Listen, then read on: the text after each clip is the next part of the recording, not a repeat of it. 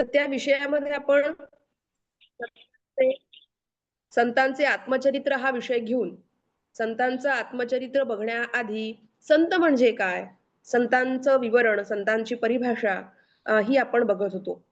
संतांचं चरित्र बघत असताना अनेक विविध प्रसंग आपल्याला येतात.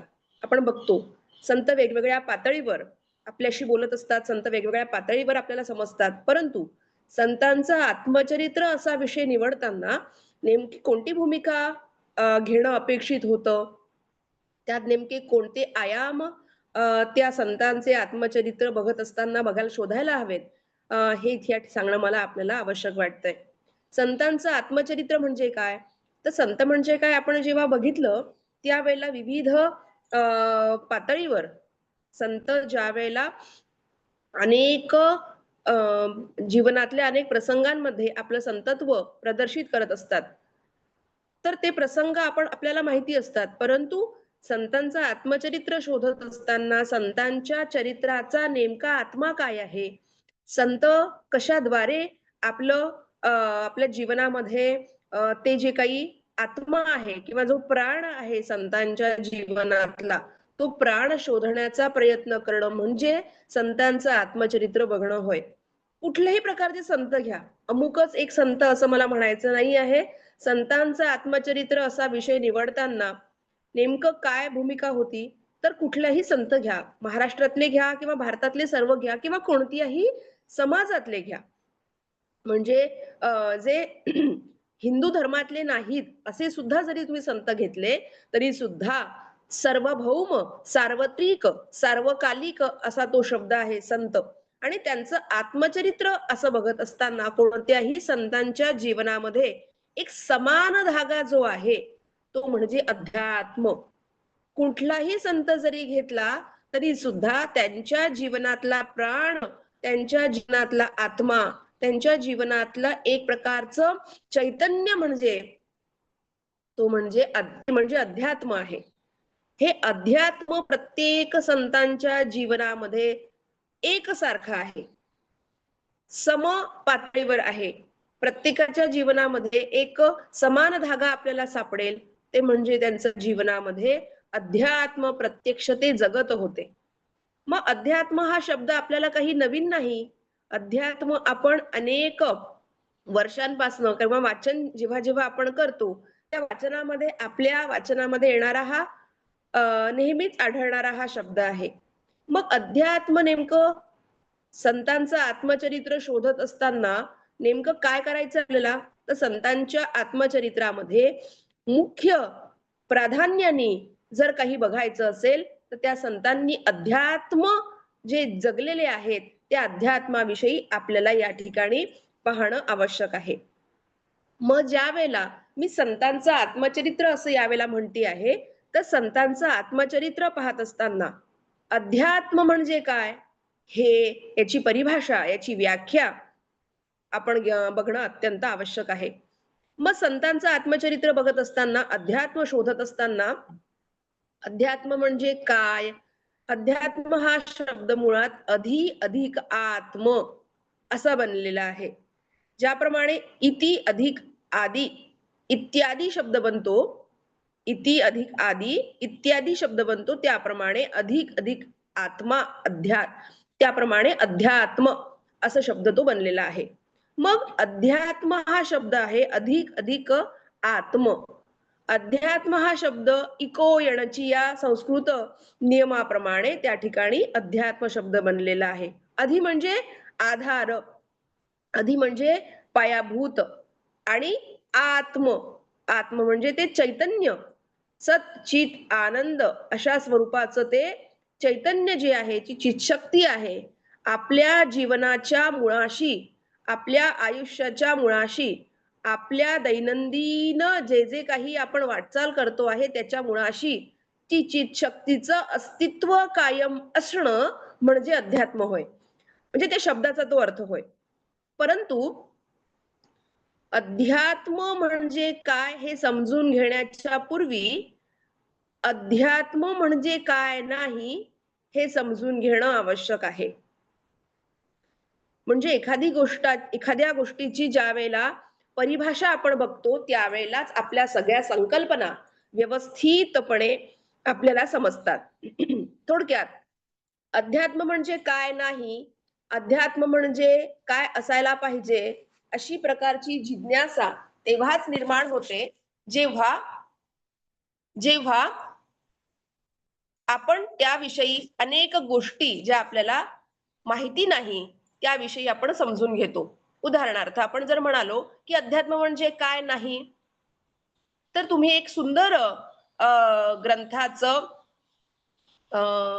एक ग्रंथ वाचू शकता. प्रोफेसर के.व्ही. वेलसर अध्यात्म दर्शन नावाचा एक सुंदर ग्रंथ आहे.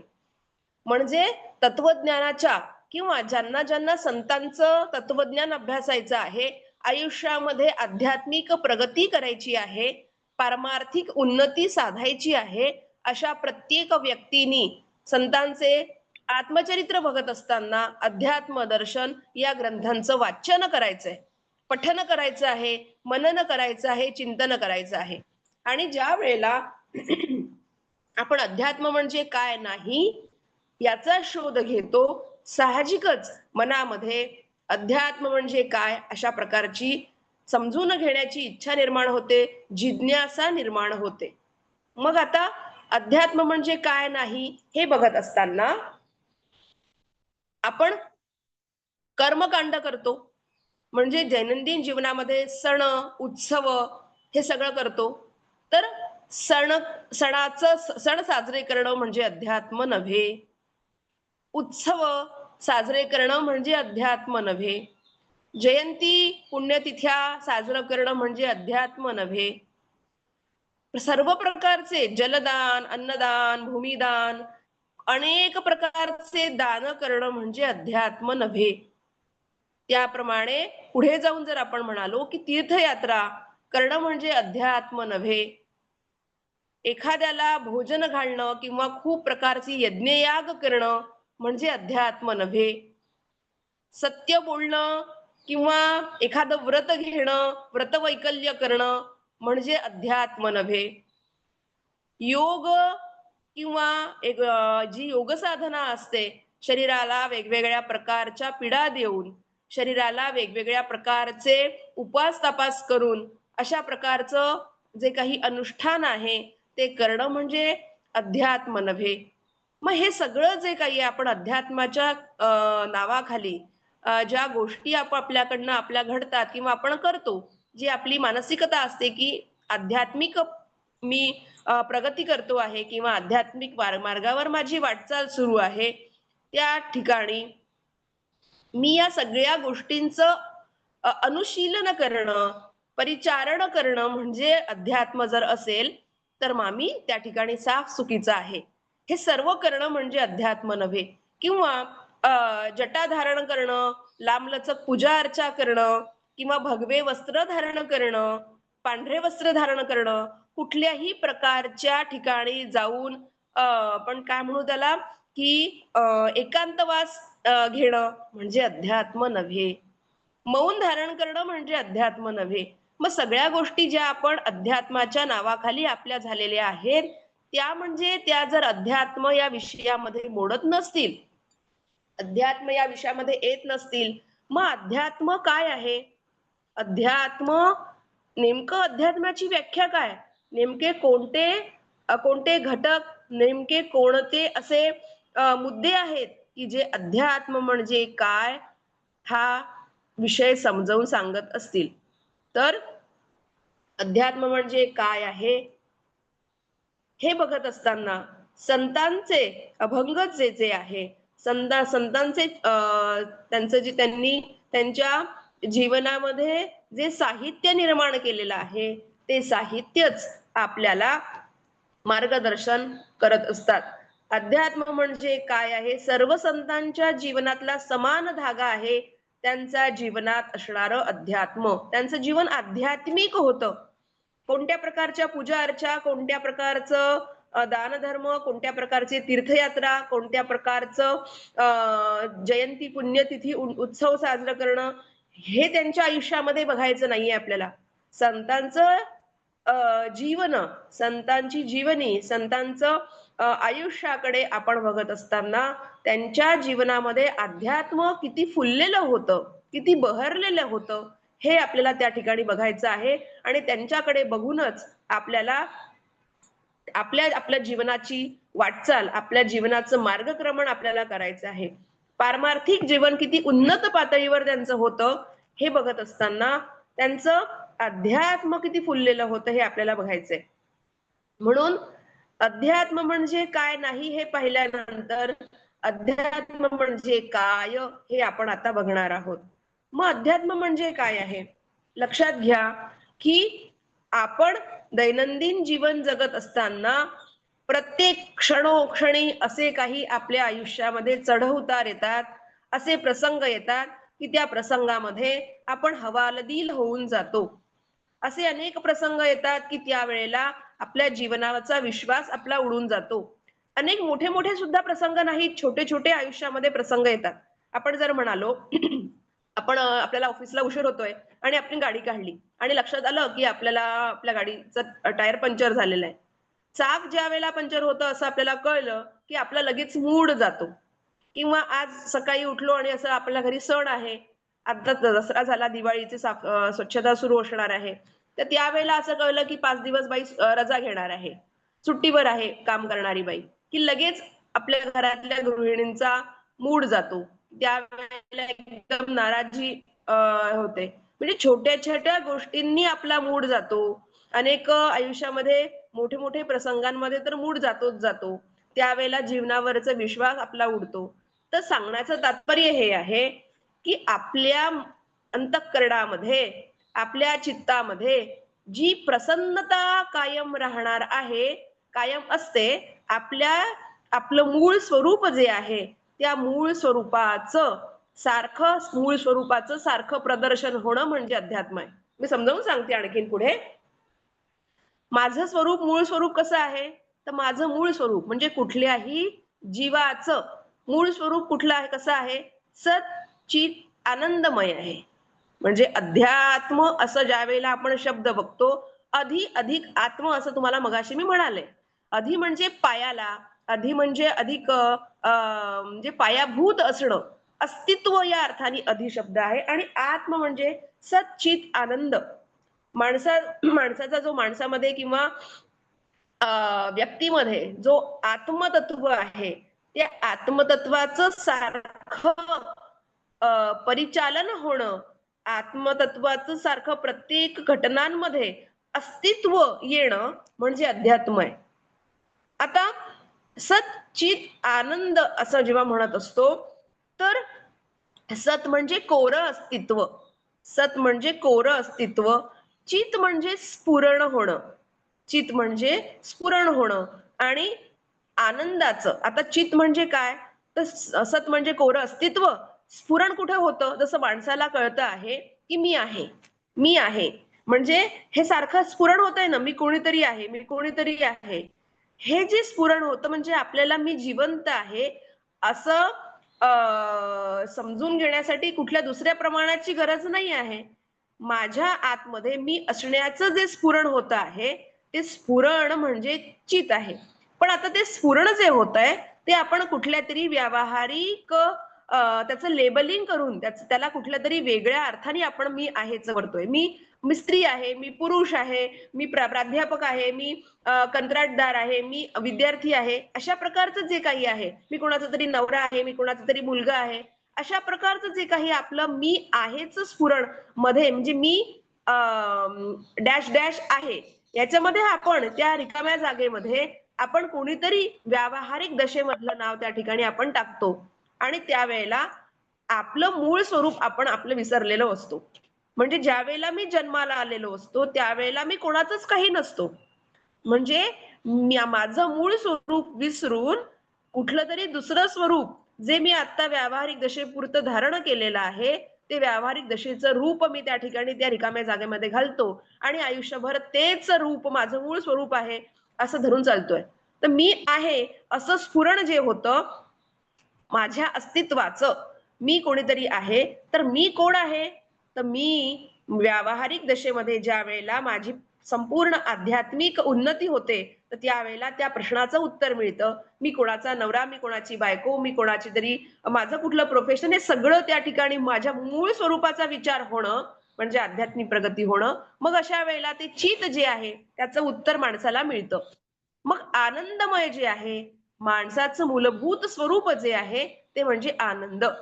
प्रसन्नता म्हणजे कुठल्याही प्रसंगामध्ये माझ्या जीवनामध्ये माझ्या मूलतः माझं जे स्वरूप आहे, ते माझं स्वरूप जे काही आहे ते आनंदमय आहे. माझं मूळ स्वरूप हे आनंदमय आहे, प्रसन्न आहे. म्हणून "मन करारे प्रसन्न" असं संतांनी सांगितलेलं आहे. म्हणजे माझं स्वरूप प्रगटल्यानंतर मी कोण आहे या प्रश्नाचं उत्तर ज्यावेळेला व्यक्तीला मिळतं, त्यावेळेला कुठलेही आयुष्यामध्ये त्याच्या प्रसंग येऊ देत, कुठल्याही प्रसंगामध्ये त्या ठिकाणी त्याचं चित्तातली जी आनंदमयता आहे, प्रसन्नता आहे, ती यत्किंचितही ढळत नाही. मग असं हे जे सच्चित आनंदमय आहे, हे त्याचं मूळ जे स्वरूप आहे, ते प्रत्येक जीवनामध्ये, प्रत्येक जीवनातल्या प्रत्येक घटनेमध्ये त्याचं जे अ, ही ही ही जी चित्ताची प्रसन्नता आहे, मी कोण आहे या प्रश्नाची उकल जी आहे, ती कायम राहणं म्हणजे अध्यात्म आहे. आता सच्चित आनंदमयता तुम्हाला मी सांगितलं. आपल्या सच्चित आनंदमयता असं ज्यावेळेला व्यक्ती व्यक्ती अभ्यास करत असतो अध्यात्माचा, तर मी कोण आहे या प्रश्नाची उकल होत होत जाते. म्हणजे मी कोण आहे? माझ्या जीवनाचं ध्येय काय आहे? माझ्या जीवनाची इतिकर्तव्यता काय आहे? माझ्या जीवनाचं प्राप्तव्य काय आहे? परमप्राप्तव्य काय आहे? याचा शोध माणूस घेतो, कारण की माणसाकडे बुद्धी आहे, माणसाकडे विवेक आहे. आणि माणसाकडे ज्यावेळेला विवेक आहे असं म्हणतो आपण, तर विवेक या शब्दाचा बुद्धीचं मुख्य कार्य काय आहे? तर बुद्धीचं मुख्य कार्य आहे विवेक. तर विवेक म्हणजे काय? विच धातूपासून हा विवेक शब्द बनलेला आहे. विवेक म्हणजे बाजूला सारणं, बाजूला सारून काहीतरी ग्रहण करणं. ज्याप्रमाणे तो हंस जो असतो ना, तो दूध आणि पाण्यामधलं दूध ग्रहण करतो आणि पाणी आपोआप सुटतं. त्याची ती क्रिया जी आहे, ती विवेक दर्शवते. तर तसंच या पूर्ण विश्वामध्ये जे चितशक्ती आहे, जे चैतन्यमय आहे, जे आत्मतत्व आहे, त्याचं धारण करून, ते ग्रहण करून संपूर्ण जे जड तत्व आहे, त्याचा त्याचा निचरा होणं, ते बाजूला सारल्या जाणं म्हणजे विवेक आहे. अध्यात्मामध्ये विवेक साधायचा आहे.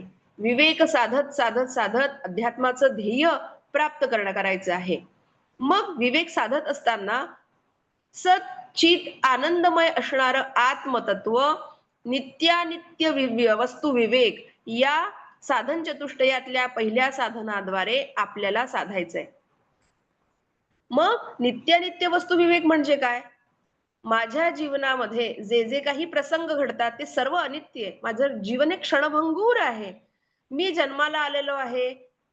मला सांगा, प्रत्येक जीवनातला प्रत्येक क्षण हा जो आहे, हा क्षणभंगूर आहे. मी आता जन्माला आले आहे, माझं बालपण गेलेलं आहे. अ, तरुणावस्थामध्ये मी येतो आहे, विवाह झालेला आहे, मुलांना जन्माला घातलेला आहे. असे अनेक प्रसंग माझ्या आयुष्यामध्ये घडत आहेत. आणि माझ्या आयुष्यामध्ये असे अनेक प्रसंग घडत असताना माझ्या जीवनामध्ये खूप असे प्रश्न निर्माण झालेत, की मी कोण आहे? माझ्या जीवनामध्ये विशेष करून दुःखदायक ज्यावेळेला प्रसंग घडतात, त्यावेळेला तर मला आणखीनच हे प्रश्न पडतात, की माझं जीवनाचं कर्तव्य काय आहे? मी काय केलं पाहिजे? माझ्या जीवनामध्ये असे सारखे द्वंद्व निर्माण करणारे प्रश्न निर्माण होत आहेत. माझ्या मनाची शांतता निर्माण अविचल शांतता, अढळ शांतता अ, जी खूप मला हेलावून टाकते आहे. माझी शांतता ढळणारे प्रसंग घडतायत. त्यावेळेला मी काय केलं पाहिजे? असे अनेक प्रश्न निर्माण होतात. परंतु माझ्या जीवनाच्या रहाडगाडग्यामध्ये मी इतका गुंतून जातो, इतका अडकतो, इतक्या पाशामध्ये आपण गुंततो, की त्यावेळेला माझ्या जीवनाचं कर्तव्य काय आहे किंवा या प्रश्नांची सोडवणूक मी कशी केली पाहिजे? ती सोडवणूक काही माझ्याकडनं घडत नाही, होत नाही.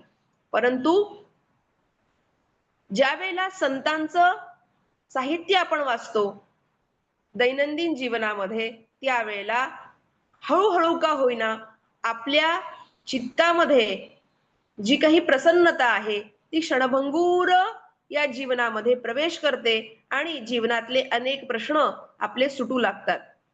आणि ते प्रश्न कुठलेही प्रापंचिक प्रश्न नाही आहे. ते कुठलेही सांसारिक प्रश्न नाही आहे. ते प्रश्न कोणतेही भौतिक प्रश्नांना सोडवणारे नाहीत. तर ते प्रश्न आहे आध्यात्मिक जीवन जगत असताना पडणारे प्रश्न. माझ्या चित्ताची अविचलता, माझ्या चित्ताची शांतता, माझ्या चित्ताची आनंदमयता, माझ्या चित्ताची प्रसन्नता निर्माण करणारे असे काही ते असे काही ते मला मार्ग दाखवणारे असे काही प्रसंग असतात, असे काही मुद्दे असतात, की ज्याचं वाचन केल्यानंतर, ज्याचं चिंतन केल्यानंतर, ज्याचं मनन केल्यानंतर मी हळू शांत व्हायला लागतो. मग कोणते असे मुद्दे आहेत, की जे माझ्या जीवनामध्ये अध्यात्माचा प्रवेश झाला आहे, असं समजतील? जसं आपण म्हणतो की नाही, एखादा आजार झाल्यानंतर मला जर अन्न कडू लागत असेल, तर समजून जावं की माझ्या अंगामध्ये ताप आहे. तसं माझ्या जीवनामध्ये अध्यात्माचा प्रवेश झाला आहे, याचं प्राथमिक लक्षण असेल, तर सर्व ठिकाणी व्यक्ती अ, आपण जे म्हणतो की नाही, अमुक माणसाने असं केलं, अमुक माणसाने तसं केलं, माझ्या जीवनामध्ये असे-असे प्रसंग आले, त्याला ते हे कारण कारण झालं. तर विश्वाचं परिचालन करणारी कोणतीतरी एक शक्ती आहे आणि तिच्याद्वारे हे सर्व घडत आहे. असा विचार सारखा कायम मनात जागृत ठेवणं म्हणजे अध्यात्माचा माझ्या आयुष्यामध्ये प्रवेश होणं होय. संतांचं आत्मचरित्र बघत असताना आपल्याला आपल्या जीवनामध्ये अध्यात्माचा प्रवेश झालेला आहे, असं त्या संतांना कायम वाटतं. म्हणजे माझ्या जीवनामध्ये ती चितशक्तीच कार्य करती आहे, अशी बालंबाल खात्री त्या संतांची झालेली होती. म्हणून त्यांच्या जीवनामध्ये अध्यात्म हे प्राधान्याने आपल्याला फुललेलं दिसतं. एक भटजी बापू नावाचे हैदराबादला एक मोठे संत होऊन गेले. त्यांचं चरित्र जर आपण वाचलं, तर ते दर द्वादशीला अन्नदान करायचे.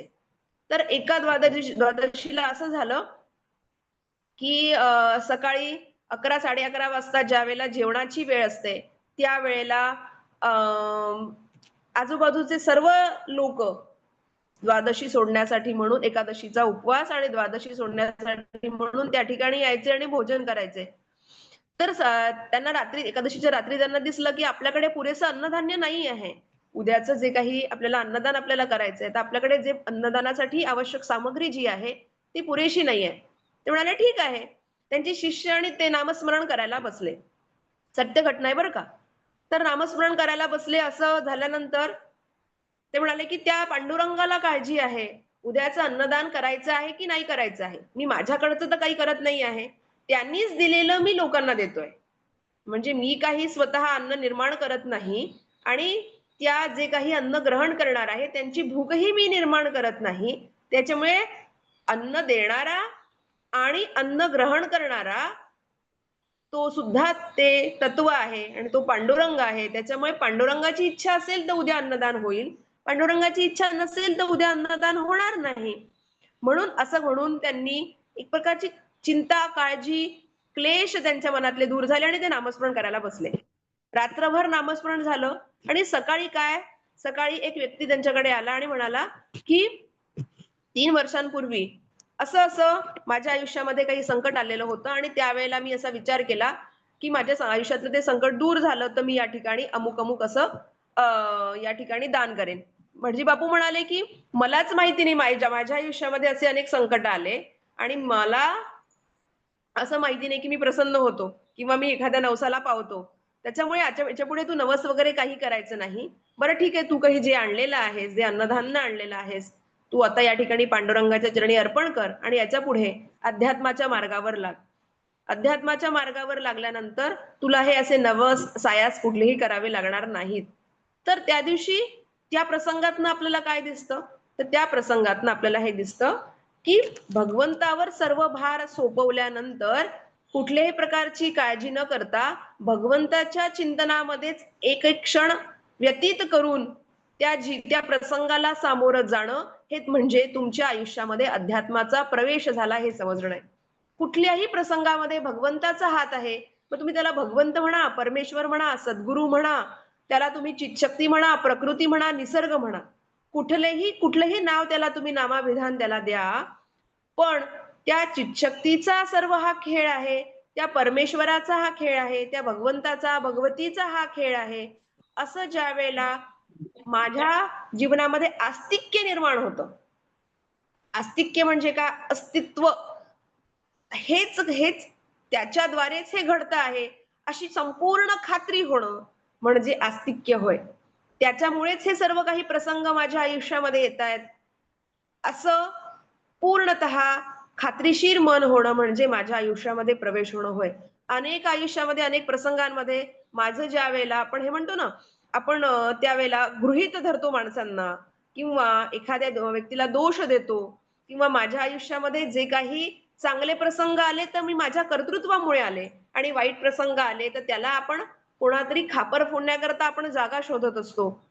तर हे सगळे चांगले वाईट प्रसंग, परीक्षेचे प्रसंग, माझ्या जीवनामध्ये दुःख, क्लेश निर्माण करणारे प्रसंग, माझ्या आयुष्यामध्ये ज्या परस्पर विरोधी घटना निर्माण करणारे प्रसंग ज्यावेळेला येतात, त्या प्रत्येक प्रसंगांमध्ये त्या चित्शक्तीचं, त्या परमेश्वराचं अस्तित्व स्वीकारत स्वीकारत त्याला सामोरं जाणं म्हणजे माझ्या आयुष्यामध्ये अध्यात्माचा प्रवेश होणं होय.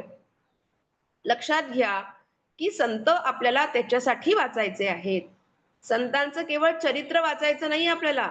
आपण जर ज्ञानेश्वर माऊलींचं चरित्र जर बघितलं, तर विठ्ठलपंत आणि रुक्मिणीबाईंचा विवाह, त्याच्यानंतर विठ्ठलपंतांचं संन्यास ग्रहण, त्याच्यानंतर गृहस्थाश्रमामध्ये परत प्रवेश करणं आणि निवृत्तीनाथ, सोपानदेव, ज्ञानदेव, मुक्ताबाई यांचा जन्म होणं आणि नंतर परत त्यांचा देहत्याग. मग त्या चारही भावंडांचं त्यांना समाजाकडून त्यांची उपेक्षा होणं आणि मग परत त्यांचं सगळं काही त्यांनी संजीवन समाधी घेतली. एवढेच काही वरवर प्रसंग आपल्याला पाहायचे नाहीयेत. माऊलींचं चरित्र ज्यावेळेला आपण बघतो, तर माऊलींच्या चरित्रामधल्या घटना आपल्याला महत्त्वाच्या नाही आहेत. माऊलींच्या चरित्रामध्ये त्यांनी अध्यात्म कशा प्रकारे ते जगलेले आहेत, ते आपल्याला बघायचंय. त्यांच्या जीवनामध्ये पारमार्थिक उन्नती साधत असताना त्यांनी कोणत्या गोष्टी धारण केलेल्या आहेत, त्यांनी कोणत्या गोष्टी आपल्या आचरणात आणलेल्या आहेत, त्या सर्व गोष्टींचं अनुशीलन होणं, परिचारण होणं हे गरजेचं आहे. म्हणजेच माऊली म्हणजे कोणीही अमुक अमुक ठिकाणी जन्माला आले, अमुक अमुक ठिकाणी त्यांनी त्यांच्या जीवनातला प्रसंगातला त्या ठिकाणी वास केला, हे महत्वाचं नाहीये. त्यांच्या जीवनामध्ये माऊली म्हणजे कोण? तर माऊली म्हणजे भावार्थ दीपिका, माऊली म्हणजे त्यांचे अभंग, माऊली म्हणजे अमृतानुभव, माऊली म्हणजे चांगदेव पासष्टी. त्याच्यामधले जे दिव्य शब्द आहेत, त्या दिव्य शब्दाचं वाचन, चिंतन, मनन होणं म्हणजे माऊली आपल्या जीवनात प्रवेश करणं होय. माऊलींचं जीवन काय जे आहे त्यांच्या शब्दांमध्ये आहे. म्हणजे ज्या वेळेला माऊली या सगळ्या प्रसंगाद्वारे, या सगळ्या प्रसंगांमध्ये ज्या वेळेला त्यांची उपेक्षा होत होती, त्यांच्याही मनात अविचल जे काही शांती आहे ती ढळलीच की. म्हणजे त्यांनी ताटीचे अभंग जे आहेत, मजवरी दया करा ताटी उघडा ज्ञानेश्वरा, संत जेणे व्हावे जग बोलणे सोसावे. म्हणजे असं मुक्ताबाईला त्यांना समजावून सांगावंच लागलं, की म्हणजे ज्याला संतत्व ग्रहण करायचं आहे, ज्याला अध्यात्माचा प्रवेश ज्याच्या आयुष्यामध्ये होणं अपेक्षित आहे, पारमार्थिक उन्नती ज्याला साधायची आहे, त्याला जगाचं बोल म्हणजे जगापासून निर्माण होणारं दुःख हे सहन करावंच लागतं. सहन सहन त्याच्याकडनं ते झालंच पाहिजे. असे ज्यावेळेला त्या मुक्ताबाईंनी त्याला एक प्रकारच्या मनामध्ये उभारी निर्माण होण्यासाठी समजावून सांगितलं आणि निवृत्तीनाथांनी त्याला गुरुपद बहाल केलं, म्हणजे त्याला त्याचं शिष्यत्व प्रदान केलं. असं ज्यावेळेला झालं, त्यावेळेला त्यांच्या जीवनामध्ये अध्यात्माचा प्रवेश झाला आणि माऊलींकडनं भावार्थ दीपिका नावाचा महान ग्रंथ, जो दृष्टांत ग्रंथ म्हणून आपण समजतो, त्या माऊलींनी आपल्या जीवनामध्ये अनेक जे काही अनुभव होते, अनेक प्रकारचं जे ज्ञान होतं त्या भावार्थ दीपिकेमध्ये त्यांनी समाविष्ट केलं मग संतांचं आत्मचरित्र बघत असताना आपल्याला एकनाथ महाराज असू देत, रामदास स्वामी असू देत, निवृत्तीनाथ असू देत किंवा नामदेव असू देत, जनाबाई असू देत, बहिणाबाई असू दे, वेणास्वामी असू देत, हे कोणीही जरी आपण कुठलेही संत घेतलेत, नरसिंह मेहता असतील, मीराबाई असतील, कबीर असतील, सूरदास असतील, तिरुवल्लुवर असतील, हे कुठलेही संत जर आपण घेतले तरी सुद्धा उत्तर, दक्षिण, पूर्व, पश्चिम अशा कुठल्याही भागातले संतांचं चरित्र आपण जर बघितलं तर त्या संतांच्या जीवनामध्ये अध्यात्माचा प्रवेश आणि अध्यात्माचा प्रवेश झाल्यानंतर अध्यात्माची परिसीमा त्यांनी त्या ठिकाणी गाठलेली आहे हेच आपल्याला दिसतं. आणि ही सार्वभौमता संतांच्या जीवनातली ही सार्वत्रिकता म्हणजे संतांचं आत्मचरित्र आहे. म्हणजे मनातलं चित्तातली प्रसन्नता, चित्तातली अविचलता, चित्तातली शांतता कायम राखून माझ्या जीवनाच्या मुळाशी मी कोण आहे या प्रश्नाची उकल होणं म्हणजे अध्यात्माची परिसीमा गाठणं होय. आता ज्याला मी अमुक अमुक आहे, माझं नाव असेल अमुक अमुक, मी राधिका आहे, तर त्या ठिकाणी राधिका हे जे नाव आहे ते माझ्या आईवडिलांनी मला दिलेलं आहे. पण मी जे काही मूळ आहे, मी जीव म्हणून मी माझा अनेक जन्म झालेली आहे. कुठल्याही जीवाची अनेक 84 लक्ष योनी माणूस माणूस तो जीव फिरतोय. मग माणूस हा जीव या जीवामध्ये प्रवेश करण्याआधी मी कोण होते, त्याच्या आधी मी कोण होते, तर अशा प्रकारे या जीवामध्ये मी प्रवेश या जीवनामध्ये ज्या वेळेला मी प्रवेश करते मनुष्य या योनीमध्ये, त्यावेळेला मी हे नाव धारण केलंय. पण याच्या आधी मनुष्य योनी अनेक वेळेला मी धारण केलेले आहे. मनुष्यच नाही अनेक जीवाचे योनी मी धारण केलेले जेव्हा असतील तेव्हा माझं स्वरूप काय असेल, तर अशा वेळेला मी आत्ता अमुक अमुक नाव धारण केलंय म्हणजे मी अमुक अमुकच आहे असं ते नाही. तर मी मूळ कोण आहे अशी माझी संपूर्ण खात्री होणं, तर त्याला खात्री होण्यासाठी एक सुंदर शब्द आहे तत्वज्ञानामध्ये, माझी अनुभूती मला ती मिळणं. म्हणजे ज्याप्रमाणे एखादं ज्याप्रमाणे आपण प्रत्यक्ष दररोज झोप ही जी क्रिया आहे, झोपेमध्येच आपण ज्याला जाणायचं आहे ते आणि जो जाणणारा आहे ती, म्हणजे ज्ञाता आणि ज्ञेय हे एकरूप होऊन जातात. त्याप्रमाणे मी माझं मूळ स्वरूप काय आहे याचं प्रगटन होणं, याचं उत्तर कळणं म्हणजे सत चित आनंदमय आत्मतत्व जे आहे तेच माझं मूळ स्वरूप आहे अशी पूर्ण खात्री होणं म्हणजे अनुभूती होय. म्हणजे हे जे सर्व संत आहेत या संतांना माझं मूळ स्वरूप काय आहे, मी कोण आहे या प्रश्नाची उकल झालेली असते. आणखीन या सर्व संतांच्या मध्ये उकल झालेली असल्यामुळे कुठलेही प्रसंग त्यांच्या आयुष्यामध्ये घडले तरी सुद्धा त्या प्रसंगांमध्ये ते यत्किंचितही ढळत नाही, कारण की त्यांना मूळ स्वरूपाची उकल झालेली आहे. आपण आता कोणाचे तरी वडील असतो, कोणाचे तरी आई असतो, कोणाचे तरी नात्यांनी आपण बंदिस्त झालेलो असतो आणि त्या नात्यांनी बंदिस्त झालेलं असल्यामुळे म्हणजे माझ्या शेजारी कोणाचा मृत्यू झाला तर मला दुःख नाही होत, पण माझ्या कुठल्या जवळच्या व्यक्तीचा मृत्यू झाला तर मला दुःख होतं. म्हणजे मृत्यू होणं हे काही दुःखाचं कारण नाहीये, तर संबंध जोडणं हे दुःखाचं कारण आहे. किंवा एखाद्याला पैशाचं नुकसान होणं कोणाचं जर झालं तर मला दुःख नाही होत, पण माझ्या पैशाचं नुकसान झालं तर मला दुःख होतं. म्हणजे काय, तर कुठेही हे दुःखदायक प्रसंग हे संबंधामुळे निर्माण होतात.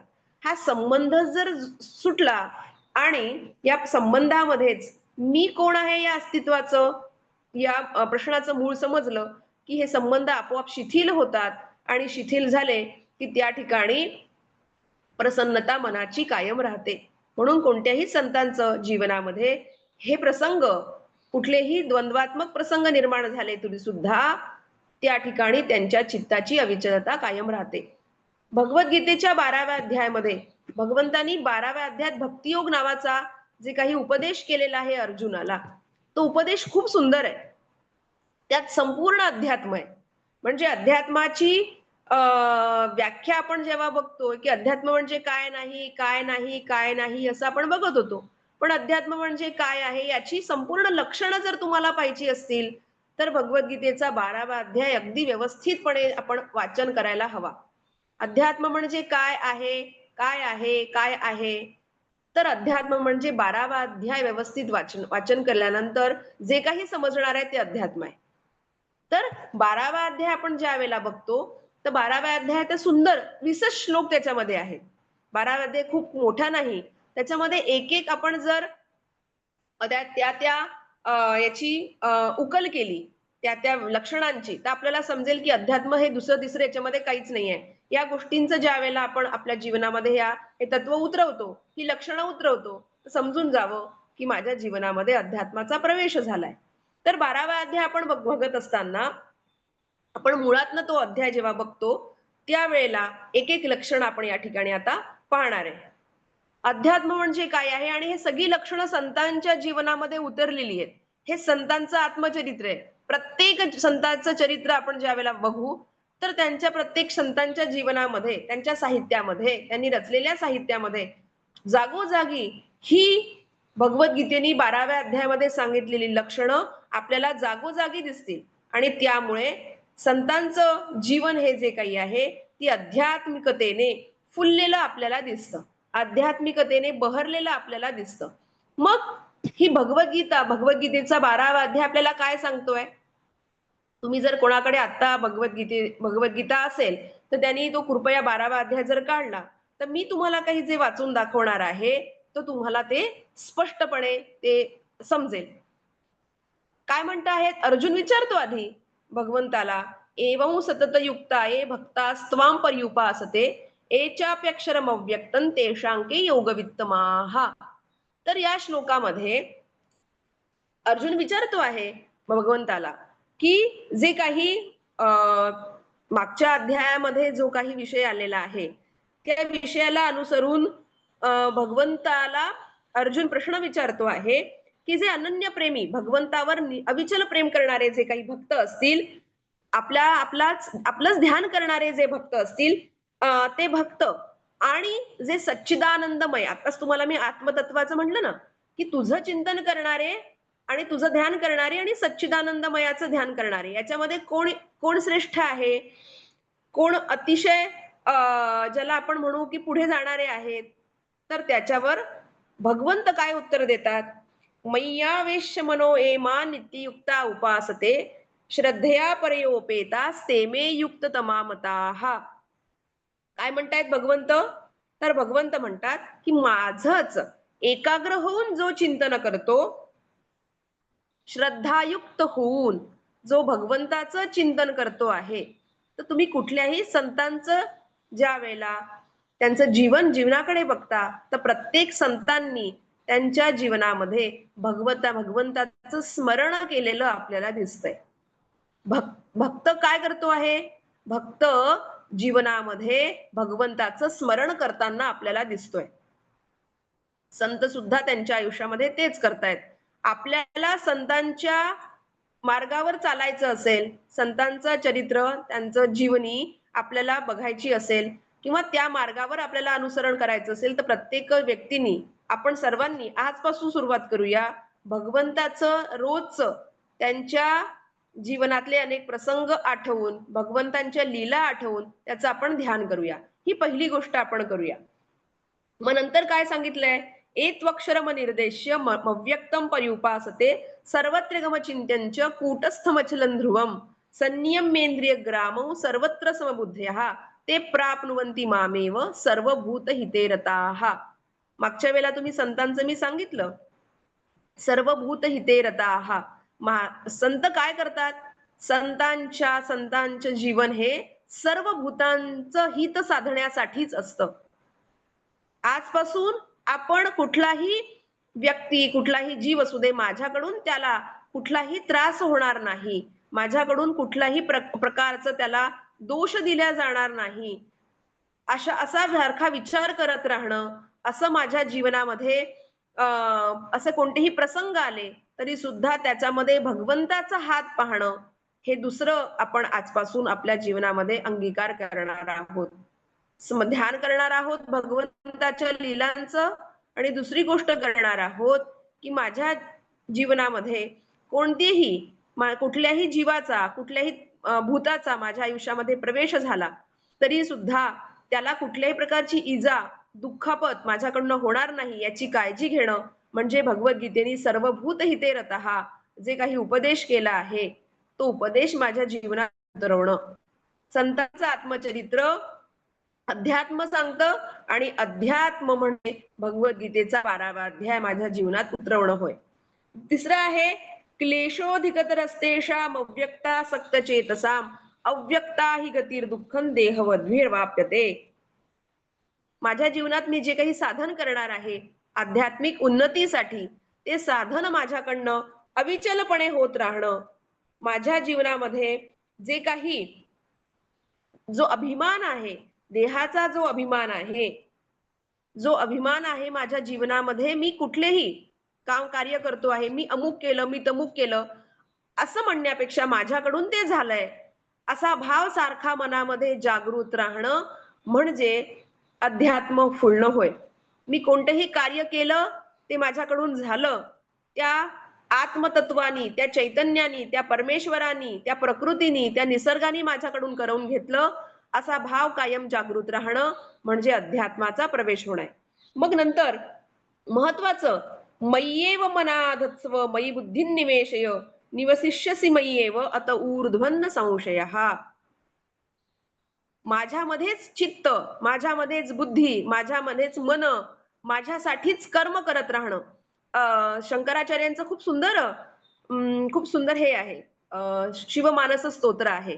शिवमानस स्तोत्र सगळ्यांना पाठ असेल तर त्यांनी काय सांगितलेलं आहे की यद्यत कर्म करोमि तत्तदखिलम शंभो तवाराधनम करचरण कृतं वा कायजं कर्मजं वा श्रवणनयनजं वा मानसं वा पराधम विहितम वा सर्वमेतत् क्षमस्व.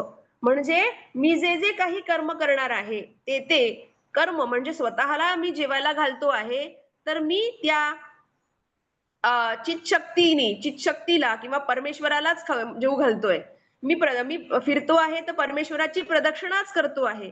म्हणजे जे जे काही कर्म मी करतो आहे ते परमेश्वराचीच आराधना करतो आहे असा भाव मनात जागृत ठेवणं. जे जे काही करतो आहे ते मी परमेश्वरासाठीच करतो आहे, परमेश्वराची आराधनाच माझ्याकडनं होते आहे असा भाव जागृत राहणं म्हणजे माझ्या आयुष्यात अध्यात्माचा प्रवेश होणं होय.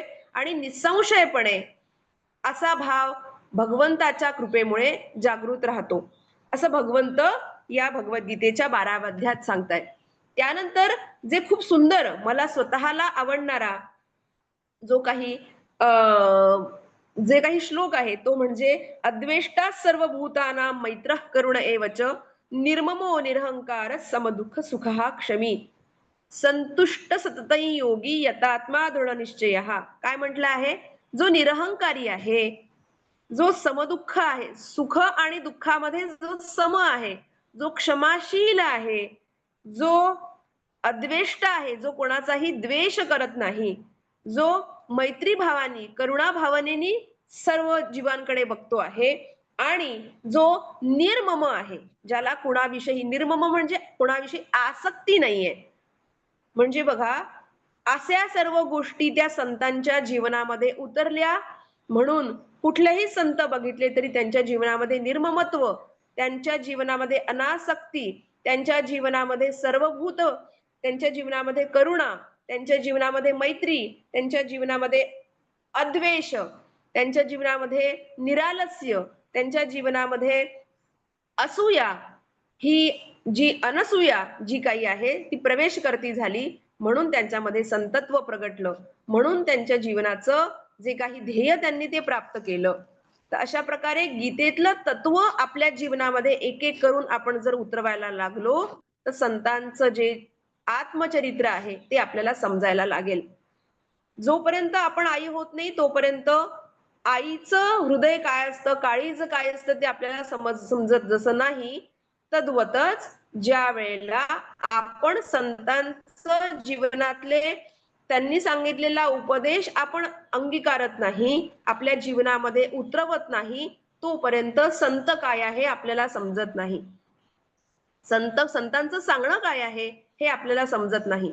ह्या संपूर्ण मी मागच्या तासापासून तुम्हाला सांगते, मागच्या आठवड्यापासून तेच तेच सांगते आहे, की संत आपल्याला वाचायचे आहेत. संतांचं साहित्य आपल्याला वाचायचं आहे. म्हणजे नेमकं काय करायचं आहे? कशासाठी ते वाचायचं आहे? कुठलीही गोष्ट करण्याच्या पूर्वी ते कशासाठी करायचं आहे? हे समजून घेणं गरजेचं आहे. म्हणजे कितीही अगदीच तत्वज्ञान कितीही तुम्ही ग्रंथांच्या आधारे सांगितलं, तरी मी करायचं काय आहे? मी काय केलं पाहिजे? हा प्रश्न अनुत्तरित राहतो. या प्रश्नाचे उकल होणं गरजेचं आहे. तर संतांच्या चरित्राचं वाचन करत असताना, संतांच्या साहित्याचं वाचन करत असताना, संतांचं आत्मचरित्र उलगडत असताना मी मनुष्य आहे आणि माझ्या मनुष्य जीवनाचं ध्येय काय आहे? हा प्रश्न सारखा मनात बाळगायचा आहे. माझ्या जीवनातल्या जे चांगले वाईट प्रसंग आहेत, त्या चांगल्या वाईट प्रसंगांमध्ये सुद्धा हा प्रश्न मनामध्ये जागृत ठेवायचा आहे. या प्रश्नरूपी दिव्याची वात तेवत ठेवायची आहे आपल्याला, की मी कशाला जन्माला आलो आहे आणि माझ्या जीवनाचं ध्येय काय आहे? कारण की संतांचं जीवन बघत असताना त्यांच्या जीवनामध्ये सुद्धा असे अनेक प्रसंग आलेले आहेत, की त्या प्रसंगांमध्ये त्याला आपण कसोटीचे प्रसंग म्हणू.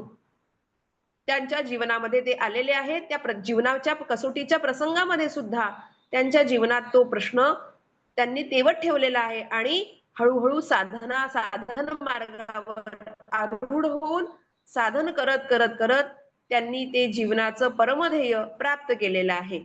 तर असं परमध्येय प्राप्त करून आपल्या जीवनाचं साफल्य, आपल्या जीवनाची इतिकर्तव्यता, आपल्या जीवनाचं उद्दिष्ट सफल करणं हे संतांच्या आत्मचरित्रामध्ये आपल्याला दिसतं.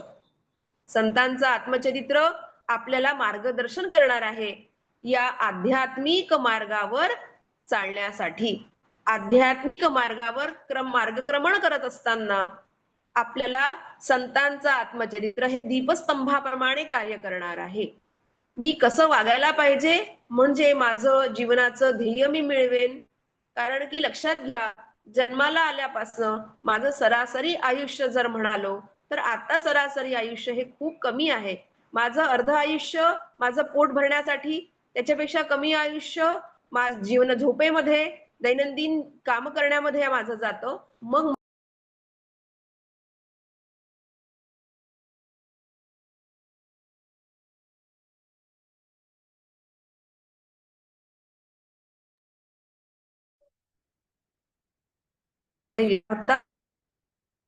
आता परम ध्येय आहे. ते परमध्येय प्राप्त करण्यामध्येच माझं संपूर्ण आयुष्याचा काळ व्यतीत होतोय.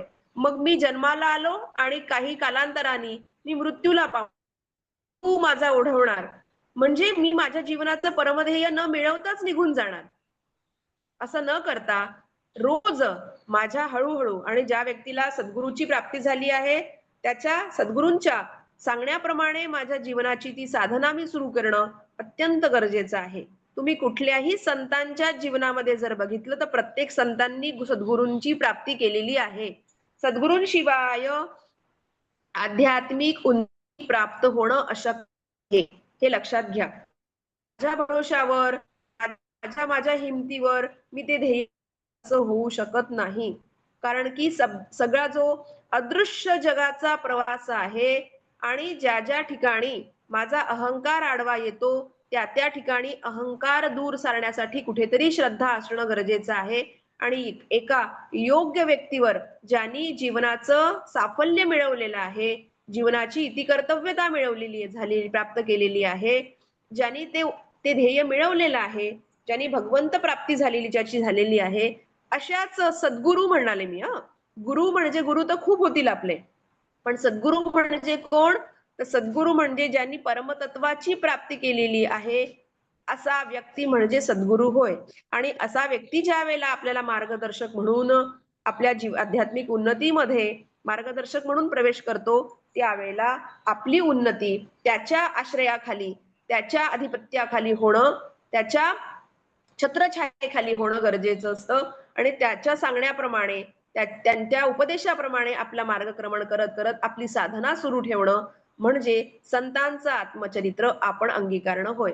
संतांनी तेच सांगितलं आहे की माझ्या जीवनामध्ये घडणाऱ्या प्रत्येक घटनांमध्ये भगवंताचा हात बघणं, चांगल्या वाईट प्रसंगांमध्ये भगवंताचा हात बघणं, भगवंताची प्राप्ती होण्यासाठी म्हणून सद्गुरूंच्या मार्गदर्शनाखाली साधना सुरू करणं, कुठल्याही प्रसंगामध्ये साधनेला विराम न देणं, चांगल्या प्रसंगांमध्ये आणि वाईट प्रसंगामध्ये सुद्धा माझ्या प्रत्येक दिवसाच्या प्रत्येक क्षणोक्षण त्या भगवंताच्या स्मरणामध्ये जाणं, अशा सगळ्या गोष्टी माझ्या जीवनामध्ये ज्या वेळेला उतरतात, प्रत्यक्ष जीवनामध्ये त्याचा अंगीकार मी जेव्हा करते, त्यावेळेला संतांचं आत्मचरित्र जे काही आहे त्याचा स्वीकार मी करत असते. म्हणून संतांचे चरित्र किंवा संतांचे ग्रंथ वाचत असताना त्याची पारायण आपल्याला करायची नाही आहेत. त्यांचं तत्वज्ञान जे आहे, त्यांचा उपदेश जो आहे, तो माझ्या प्रत्यक्ष जीवनामध्ये कसा उतरेल याचा मी प्रयत्न करत राहणं आहे.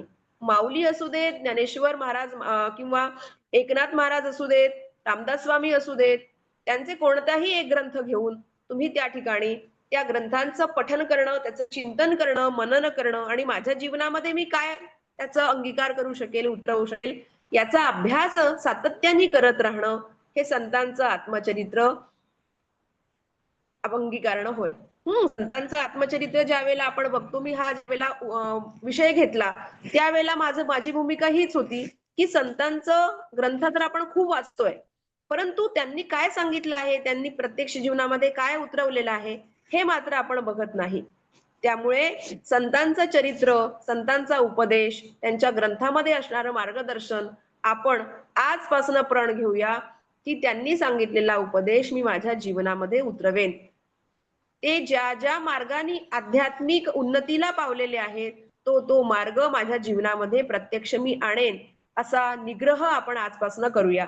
आणि एक क्षणही भगवंताच्या स्मरणाशिवाय आपण घालवणार नाही, असा प्रण जर केला, तर मला खात्री आहे भगवंत इतका दयार्णव आहे, इतका दयाळू आहे, की सद्गुरू इतके क्षमाशील आहे, की माझ्या आयुष्यामध्ये ज्या मी चुका केलेल्या असतील, जे अपराध केलेले असतील, ते सर्व अपराध तो पोटाशी घालून ज्याप्रमाणे आई पुत्राचे सहस्र अपराध माता काय मानी त्यांचा खेद, असं जसं म्हणतात, तसं हे सद्गुरू जे आहेत, हा परमेश्वर जो आहे, मी केलेल्या अनेक अपराधांना क्षमा करून मला उराशी घेऊन माझी आध्यात्मिक उन्नती होण्यासाठी म्हणून मला सहकार्य करणार आहेत, मला मार्गक्रमण करण्यासाठी म्हणून प्रेरित करणार आहेत. म्हणून आतापर्यंत केलेले मी अपराध ते विसरून माझा आजचा नवीन दिवस आहे आणि माझा आध्यात्मिक उन्नती होण्यासाठी म्हणून मी आजपासून सुरुवात करणार आहे, असा असा निग्रह आजपासून आपण करूया. आणि माझ्या जीवनामध्ये ते अध्यात्म फुलण्यासाठी म्हणून परमेश्वराच्या चरणी आपण नतमस्तक होऊ, त्याला प्रार्थना करू, की आतापर्यंत जे काही झालं आहे, ते तू अगदी मोठ्या मनाने स्वीकार कर आणि माझ्या जीवनामध्ये जे काही प्रसंग येतील त्या वेळेला माझी आध्यात्मिक उन्नती होण्यासाठी म्हणून जी शक्ती आवश्यक आहे, धारणा शक्ती आवश्यक आहे, ती माझ्यामध्ये कायम ठेव, अशी त्या भगवंताच्या चरणी प्रार्थना करून आपण आपल्या आध्यात्मिक उन्नतीला सुरुवात करूया, प्रारंभ करूया. पुढच्या आठवड्यामध्ये मी तुम्हाला जे आता हे सगळं मागच्या ह्याच्यामध्ये संतत्व काय आहे आणि संतांच्या चरित्रामध्ये साम्यता जे अध्यात्म आहे, ते सगळं अध्यात्मी तुम्हाला मी सांगितलं, की नेमकं अध्यात्म म्हणजे काय आहे आणि संतांचं चरित्र वाचून आपल्याला नेमकं काय साधायचं आहे, हे सांगितलं तुम्हाला मी. परंतु पुढच्या याच्यामध्ये मुख्य म्हणजे जसं आता संत आपण बघितले, तर त्या याच्यामध्ये एकनाथ महाराज, रामदास स्वामी, नामदेव महाराज, गुलाबराव महाराज, गोंदावलेकर महाराज, किंवा जनाबाई, वेणाबाई, बहिणाबाई, निर्मळाबाई, चोखामेळा, किंवा असे काही संत आहेत, त्या संतांचं एक एक छोटा छोटा अभंग म्हणा किंवा त्यांच्या साहित्यातला छोटासा एक उद्धरण म्हणा, असं घेऊन त्यांच्या जीवनातलं एक तत्वज्ञान, त्यांच्या जीवनातला उपदेश, त्यांनी सांगितलेला उपदेश आपण त्या ठिकाणी बघणार. कारण की हे सगळं आपण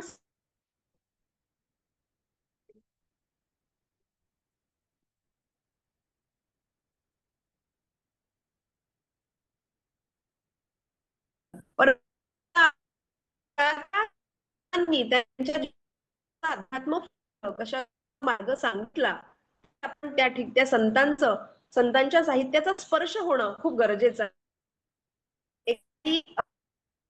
वयोवृद्ध झालो आणि आपल्याला एखाद्या आयुष्याच्या संध्याकाळी आपल्या आई तर आपल्या हातामध्ये घ्यावी आणि तिच्यावर असा मऊ असा त्या साडीवर हात फिरवावा आणि आपल्या उराशी ती घ्यावी, तर आपल्या आईचा सुगंध, आपल्या आईचा स्पर्श आपल्याला जसा आईच जणू काही आपल्याला कवेत घेते आहे, अशी अनुभूती जशी आपल्याला होते, तसंच संतांच्या त्या एखाद्या अभंगातून संतांच्या जीवनाचा स्पर्श आपल्याला, दिव्य स्पर्श आपल्याला होणार आहे.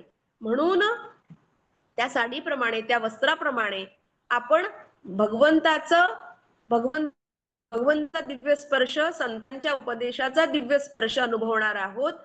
संतांच्या एक एक साहित्यातनं. संपूर्ण साहित्य आपण पाहणार नाही आहोत. माऊलींचं काही ओव्या, आपण माऊलींचं तत्वज्ञान बघत असताना माऊलींच्या काही ओव्या बघणार, मग त्या कुठल्याही एका ग्रंथातल्या असू देत, किंवा रामदास स्वामींचं आपण तत्वज्ञान जेव्हा बघणार त्यावेळेला त्यांच्या काही त्या दासबोधातल्या अनेक, मग विस्तृत अशा दासबोधातल्या काही ओव्या बघणार, तर काही समाज बघणार.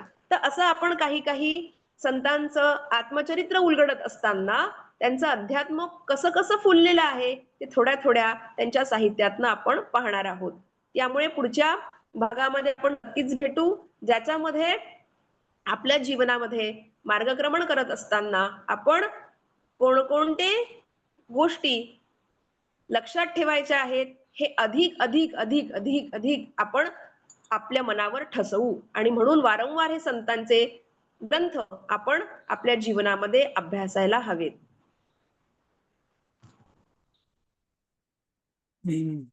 मग तुमचा फोन नंबर द्या. काय म्हणताय? तुमचा मोबाईल नंबर हवा आहे का? त्यांच्याकडे आहे ना, ज्यांनी मला हे केलंय ना, संपर्क केला आहे. हा, ते आश्रमात गेलेला एएमसी साठी, म्हणून तुम्हाला कॉन्टॅक्ट करता आला नाही लवकर सकाळी. अच्छा अच्छा, बरं ठीक आहे, लिहून घ्याल. 82 081 82 081 57 400 400. हा हा, ठीक 82 आहे. आहे ना? तर काय म्हणताय? 82 ना? 82 081 57 400. हा, तर पुढच्या आपण भागात भेटणार त्यावेळेला एका संतांचं आपण हे घेणार आणि उद्धरण घेणार आणि त्याच्यावर आपण विवरण बघणार. धन्यवाद. धन्यवाद, खूपच छान झालं सत्संगाचा. आणि